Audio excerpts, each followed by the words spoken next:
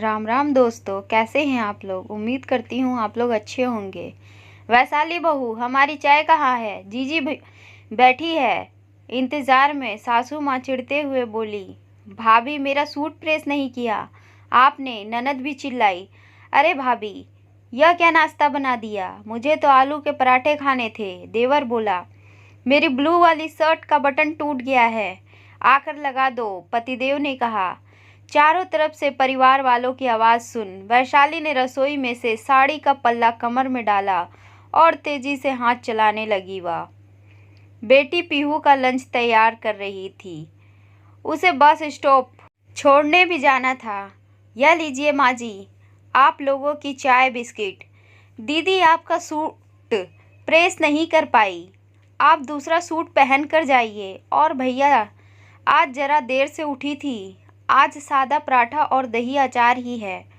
और राहुल जी, बटन मैं बाद में लगा दूंगी, अभी अलमारी में से आप दूसरी शर्ट उठाकर पहन लीजिए। कहते हुए स्कूल बैग और बोतल गाड़ी की डिक्की में रख वह पीहू को बस स्टॉप छोड़ने निकल गई। वैशाली पहले ऐसी बिल्कुल नहीं थी। घर में किसी के मुंह से बात निकलती नहीं थी कि वह पूरा कर देती थी। सास ननद देवर सब कुछ करने पर भी खुश नहीं रहते थे।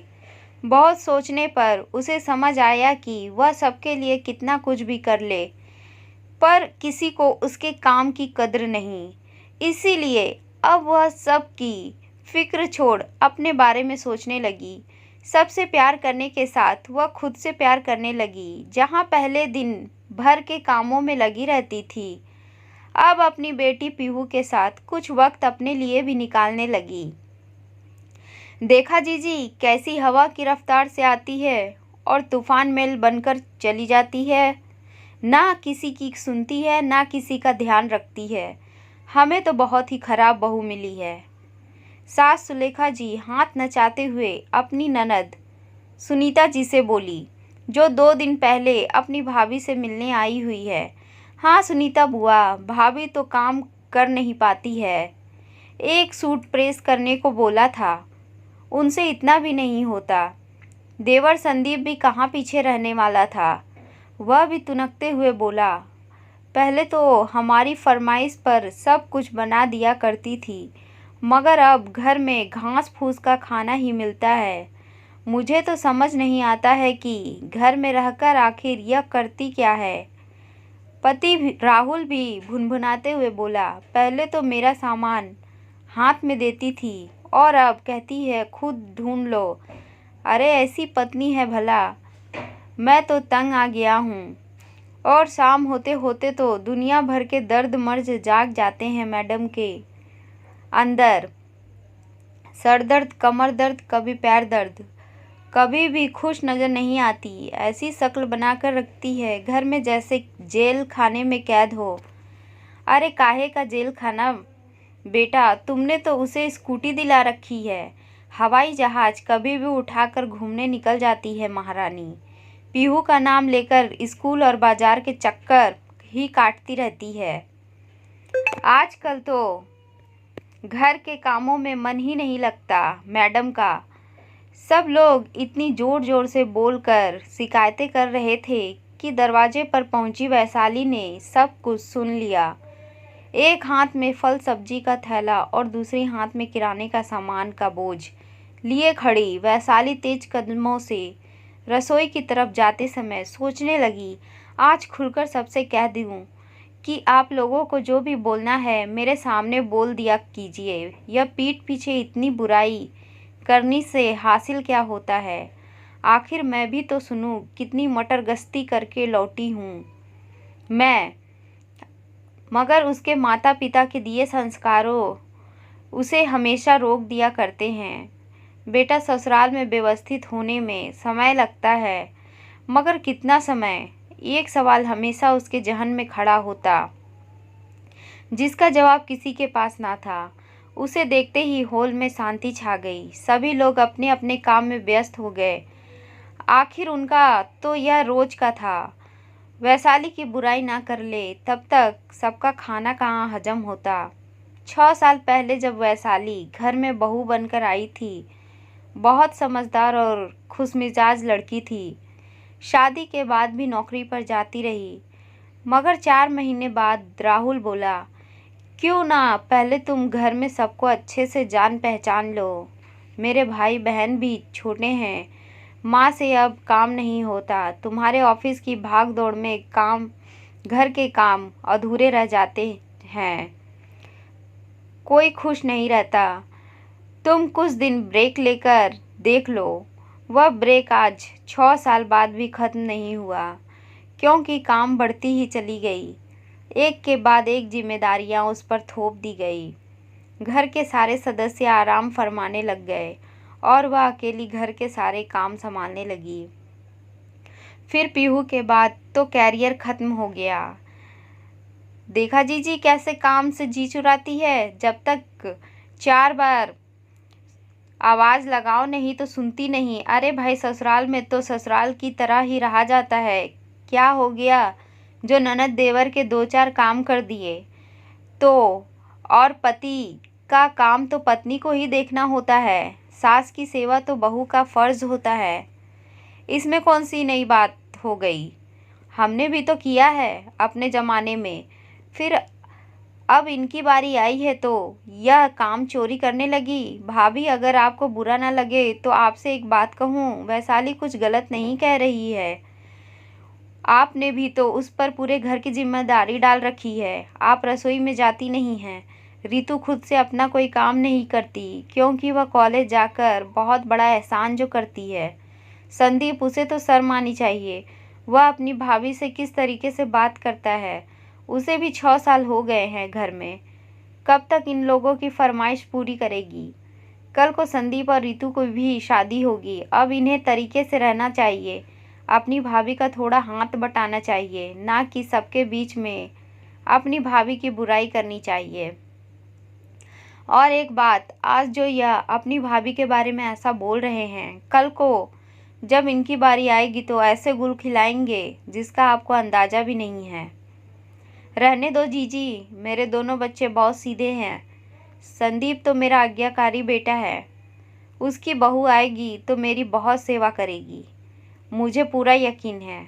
और रितु, उसे तो मैंने जो संस्कार दिए हैं ना, उसी से वह ससुराल को स्वर्ग बना देगी। सुलेखा जी बोली। अपनी भाभी की बात सुनीता जी समझ गई कि ऐसे मतलबी लोग किसी की परेशानियां आसानी से नहीं समझते। इन्हें उदाहरण देकर ही समझाना पड़ेगा। बुआ के लाडले संदीप रितु कमरे में मोबाइल पर गेम खेल रहे थे।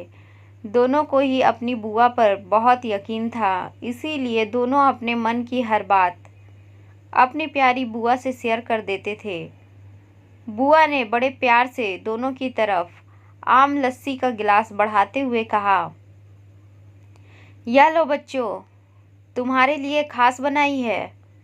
वाह बुआ, आप तो सब जानती हो क्या, मस्त लस्सी है, पीकर मज़ा आ गया। भतीजे संदीप हंसते हुए बोला। अच्छा संदीप बेटा, एक बात तो बता, तेरी माँ तेरे लिए लड़की ढूंढ रही है। मैं सोच रही थी वैशाली जैसी लड़की तेरे लिए परफेक्ट होगी। वैशाली का नाम सुनते ही संदीप का मुंह बन गया। क्या बात करती हो बुआ, भाभी जैसी कभी नहीं मुझे। माँ की डांट की चाबी से चलने वाली गुड़िया नहीं चाहिए, जो भैया तक का ढंग से ख्याल नहीं रख सकती, उनकी ज़रूरतें भी पूरी नहीं कर सकती।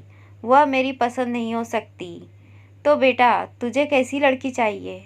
मेरी पत्नी तो एकदम स्मार्ट होगी। मैं जहाँ जाऊँ मेरे साथ वैसे रेडी होकर जाएगी। साड़ी वाड़ी में लिपटी ना रहे, वेस्टर्न ड्रेस धड़ल्ले से पहने, जॉब करे, मेरे कंधे से कंधा मिलाकर चले, अपने डिसीज़न खुद ले, किसी की गलत बात सुनकर चुप ना रहे, गलत के लिए खड़ी हो सके।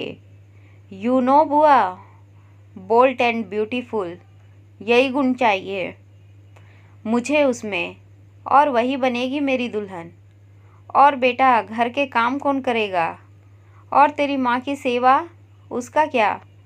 बुआ, घर के काम तो नौकरों को शोभा देते हैं, और माँ को ऐसा क्या हुआ है जो उन्हें सेवा की ज़रूरत है? सही जा रहे हैं भैया, मुझे भी ऐसी ही भाभी चाहिए, ना कि वैशाली भाभी जैसी घरेलू गंवार जिसे हंसने से ज़्यादा रोना आता है। दिन रात बस आंसू ही टपकाती रहती है। ठहाका मारकर दोनों भाई बहन हंस पड़े। अरे बिटिया, तू संदीप की छोड़, कल को तेरे लिए भी एक लड़का ढूंढ दूंगी। अच्छे घर में तेरी शादी करूंगी। तू तेरी भाभी से 2-4 गुण ले लेना, ताकि ससुराल में सुख शांति बनी रहे। क्या बुआ, किससे टिप्स ले लूं? भाभी से? पागल समझा है क्या? उनके जैसे अपनी पर्सनालिटी खोकर इस घर के रंग में रंगने के जैसे प्रयास मुझसे ना हो पाएंगे। दिन भर माँ उन पर हुक्म चलाती है। अगर मेरी सास ने ऐसा मेरे साथ करने का प्रयास किया तो उसी दिन सूटकेस बांधकर मायके आ जाऊंगी। साथ में अपना पति भी खींच लाऊंगी। बहू बनूंगी, घर में किसी की जागीरदार नहीं, जो जब चाहे जैसे चाहे मुझे चलाएगा। मैं अपने मन की मालिक हूँ। मुझे जैसा अच्छा लगेगा मैं वैसा ही करूँगी। किसी के कहे पर तो कभी नहीं चलूँगी। पर बेटा, लड़की को एडजस्ट करना ही पड़ता है। शादी सिर्फ पति पत्नी का रिश्ता नहीं होता, पूरा परिवार साथ लेकर चलना होता है। क्या बुआ, 1857 की बातें करती हो? मेरी शादी लड़के से हुई है तो उसी से मतलब रखूँगी ना, कि उसके पूरे खानदान की सेवा चकारी करती रहूँगी।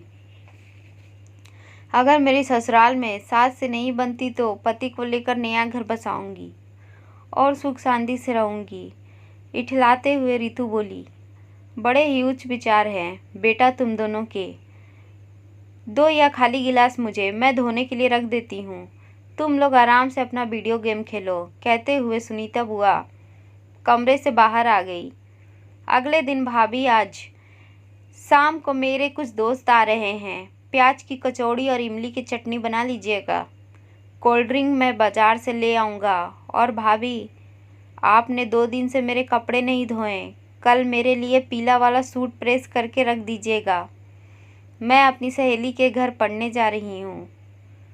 संदीप भैया, आप दोस्तों को किसी और दिन बुला लेना। कल पीहू का टेस्ट है। मेरे पास समय नहीं है। और रितु दीदी, आप भी अपना सूट खुद ही प्रेस कर लीजिएगा, शायद मुझे देर हो जाएगी। वैशाली की बात सुन सुलेखा जी बोली, बहू यह क्या बदतमीज़ी है तुम्हें? तुम्हें तो हर काम टालना होता है। संदीप के दोस्त आ रहे हैं, कुछ अच्छा तो बनाना ही पड़ेगा। रितु तुम्हारी ननद है, इसका थोड़ा काम कर दोगी तो छोटी नहीं हो जाओगी। पास में बैठा राहुल भी बोला, ऐसा भी क्या काम है? बच्चे बोल रहे हैं कर दो। अपने पति की बात सुन वैशाली बेबस खड़ी ही थी कि सुनीता बुआ बोली, तुम सब लोगों को शर्म नहीं आती? अपना सारा काम वैशाली पर थोप देते हो। अरे उसे अपना और अपने बच्चों का भी तो ख्याल रखना है क्या? क्या वह सारा दिन तुम लोगों की गुलामी करती रहे? और राहुल, तुमने क्या बच्चे लगा रखा है?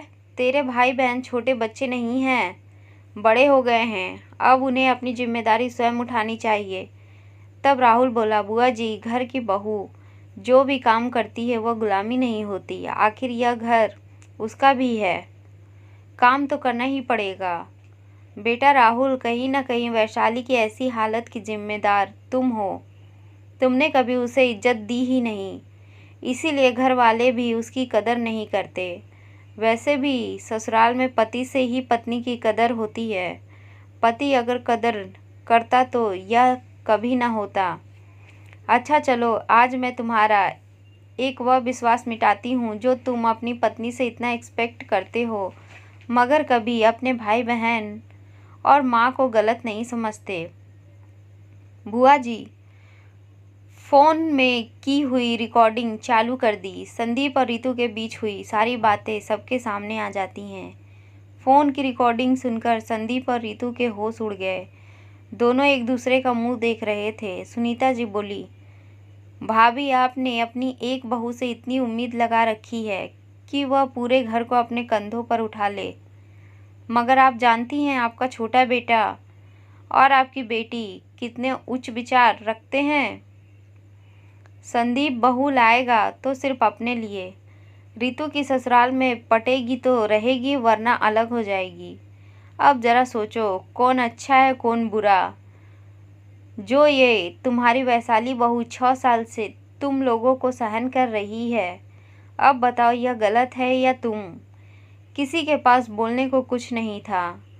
तब राहुल को अपनी गलती का एहसास हुआ और वह बोला, मैं ही तुम्हारा गुनहगार हूँ। जब पति होकर मैं तुम्हें मान सम्मान नहीं दिया तो फिर मेरे छोटे भाई बहन कैसे देते, जिन लोगों के लिए मैं तुम्हारी खुशियों और नौकरी दांव पर लगा दी। आज वह तुम्हें सिर्फ एक काम वाली समझकर काम निकालते रहे, तुम पर हुक्म चलाते हैं जिसमें मेरी पूरी विशेषता रहती है। मुझे बड़ा होने के नाते इन दोनों को समझाना चाहिए था कि भाभी समय पर तुम्हारा सहयोग देने के लिए है, सारा समय तुम्हारी गुलामी करने के लिए नहीं। अब से संदीप और रितु अपना सारा काम खुद करेंगे, साथ में तुम्हारा हाथ बटाएंगे, बाजार के कामों में भी बटाएंगे, क्योंकि जल्द ही तुम अपनी नौकरी दोबारा शुरू करोगी।